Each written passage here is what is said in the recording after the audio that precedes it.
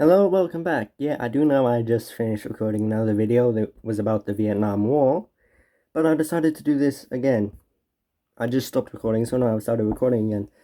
Say hello to the interested listeners. The story I am about to tell you is a brutal one, but it also serves as an answer to the question, who is the most badass person to have ever walked this earth? This man. Well, that answer isn't so difficult. It should be this guy, Adrian Carton de Weert.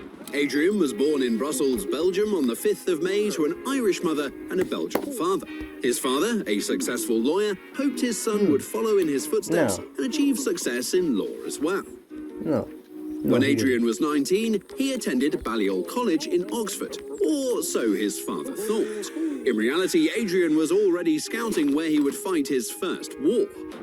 I, Sir Adrian Carton de Weert, want to thank this video sponsor, Supremacy 1940. A free online PvP strategy game where you can choose a real country, to lead during World War I. Of course, I will stand with Great Britain. Keep your remaining eye open when fighting up to 500 other players in real time in games that can take weeks to complete. So much longer than it took for my badass to win the Battle of the Somme.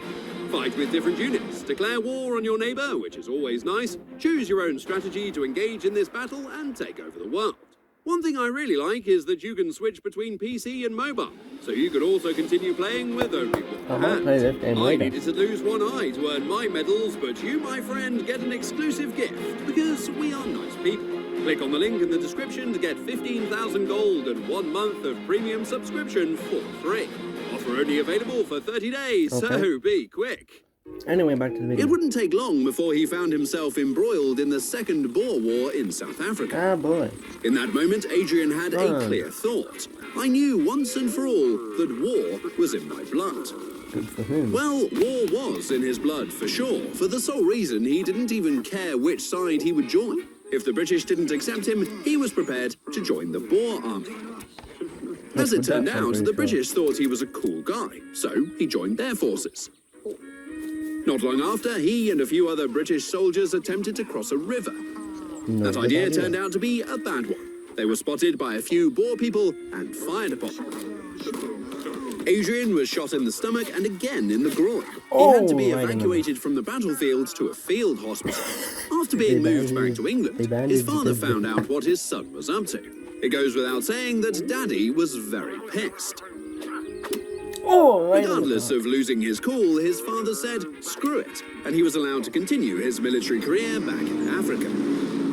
Soon after his survival, he was promoted to corporal, but within 24 hours he was demoted again for threatening to bitch slap a sergeant. Ow. In hindsight, he might have better hit the sergeant because for the next 2 years, Adrian would mostly battle boringness with the lack of action on the front. Where is everybody? By the end of 1902, he was sent to India, where he suffered from the same lack of action. Although he could keep himself entertained by chasing pigs on horseback while shooting them or piercing them with spears. While doing so, he fell from his horse, breaking a few ribs and an ankle. In 1904, he moved back to South Africa, where he was promoted to supernumerary lieutenant, or whatever that means. Whatever that means, I don't know. After serving in the British Army for 8 years, he was formally naturalised as a British subject, swapping it for his Belgian nationality, which is a good thing, just in case you're wondering. British. A year later, he married Countess Friedricha Maria Caroline Henrietta Rosa Sabina Franziska Fugger von Babenhausen, the eldest daughter of Karl Ludwig Fugger von, never mind, someone's dad. Despite being married, things were looking better for de Weert when World War I broke out. He was sent to Somaliland to fight the Dervish guerrilla army led by a guy nicknamed Mad Mullah.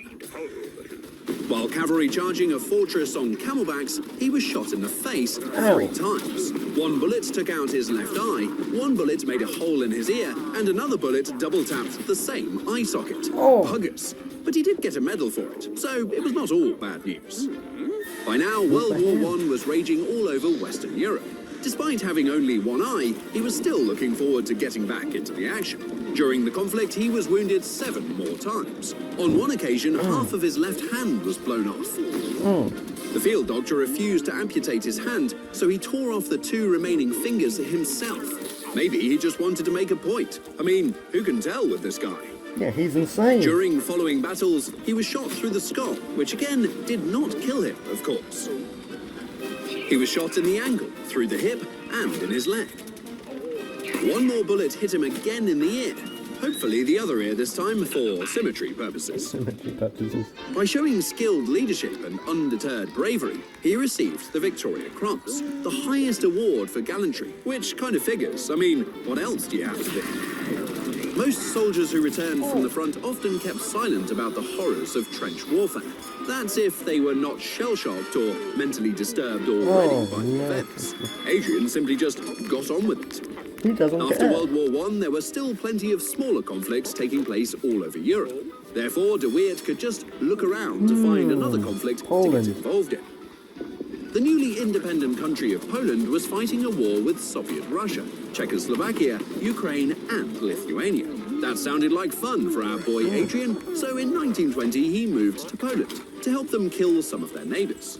While doing so, he moved from place to place by plane, which crash-landed. Then he got on another plane, which also crash-landed. Probably De Weert got tired of crashing all the time, so he decided to move around by train, which was then attacked by a Cossack cavalry regiment, resulting in a fierce firefight. While using his only hand to fire a revolver at repelling the attackers, he fell off the moving train, but quickly managed to get back on it. He just ran after it and got back After the on. Polish Wars ended, De Weert decided to stay in Poland. The Polish people loved him, and they expressed their gratitude by giving him a big-ass mansion, with a big-ass stretch of land with a bunch of wildlife for him to shoot at. With so many years in active military service, De Weert was promoted multiple times. He reached the rank of Major General. You'd think this would be a great time to retire from active duty, having achieved so much, without being very, very dead. However, retirement does not include being shot at, so De Weert quickly moved to England when World War II broke out. During the German invasion of Norway, De Weert was transported by a short Sunderland flying boat, which was attacked by a German fighter, making the flying boat just a boat. Yeah, just a boat, While yeah. moving to their objectives, they came under heavy naval fire from multiple German destroyers. The mission, together with the whole British expeditionary campaign, was pretty much fucked by this time. Nevertheless, De Weert managed to get back to the British naval base of Scapa Flow just before his 60th birthday. Well, good for him. Not a long time after the failed Norwegian campaign and his 60th birthday, De Weert was He reassigned celebrated to assist the Yugoslavian government with the German invasion in 1941. He was transported by plane, and yes, I can hear you think, this time the plane is not going to crash. Well, it does. Except the engines on the plane stopped working, and his plane, well, also crashed. With the plane breaking apart underwater, De Weert managed to escape the wreckage and swam towards the coast of Libya, which was controlled by Italian forces. Soon after reaching the shore, he was captured by the Italians and moved to a special prison for senior officers. Basically a regular retirement home, but with steel bars and thick stone walls. Equally depressing. Yeah, very Enough depressing. reason for De Weert to team up with a few other prisoners to prepare their escape.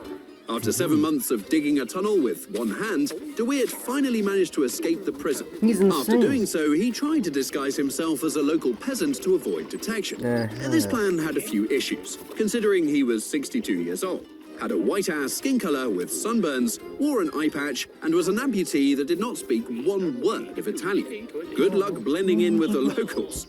Well, despite cheating death about 100 times in his life, De Weert could not stop his inevitable capture. In 1943, the Italians were secretly negotiating a surrender with the Allies and took De Weert out of prison to help them out. Before putting him in an Italian tailored suit, he protested, saying, "I don't want to look like a gigolo. Apparently, you can shoot this man a dozen times, blow off his arm, and pepper his body with shrapnel. Just don't put him in an Italian tailored suit, or you will hear about it." After returning to England, De Weert was sent on a plane for a diplomatic mission in China. Weirdly enough, this plane did not crash for some reason. De Weert's stay in China was relatively calm compared to his adventurous military years that preceded it. At some point, he was introduced to Mao Zedong and could not help interrupting the future Chinese leader during a speech. He basically told Mao that he was talking out of his arse regarding Chinese military operations against the Japanese, to which Mao simply laughed a bit. It would be safe to say that could have turned out much worse for him, but again, it didn't.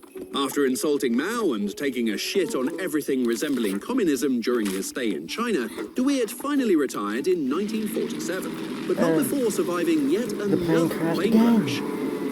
When he was asked about his experiences during wartime, Adrian simply stated, "Frankly, I had enjoyed the war. And why do people want peace if war is so much fun?"